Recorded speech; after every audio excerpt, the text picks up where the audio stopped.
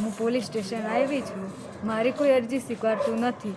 હું અરજી લખાવવા આવી છું, મારું શોષણ થાય છે એટલા માટે. મારું શોષણ ભરત જીતાજી કરી હોમગાર્ડમાં નોકરી કરે છે, એને બી મારું શોષણ કર્યું હતું. એ 7-8 વર્ષથી મારું શોષણ કરે છે. મારી બેનનું બી એને શોષણ કર્યું. પછી એના અંગત મિત્ર ઈશ્વરભાઈ ચૌધરી એ બી પોલીસ સ્ટાફમાં નોકરી કરે છે. પછી પરવીન બાબુજી એ બી એની અંગત હોમગાર્ડમાં બી જોબ કરે છે. એટલે મારી અહીંયા અરજી હું આપવા આવી હતી સવારમાં 11 વાગે, રાતના 1 વાગ્યો છે તો હજી મારી કોઈ અરજી સ્વીકારતું નથી. કેમ કે એ બધા પોલીસ સ્ટાફ એમના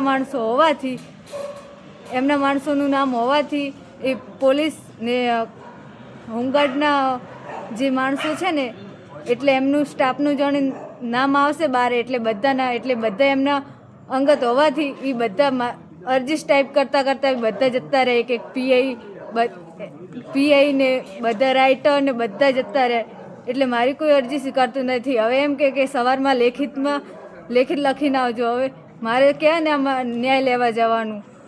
અહીંયાથી મને કોઈ ન્યાય નથી મળતો તો પછી સવારમાં ક્યાં આવું?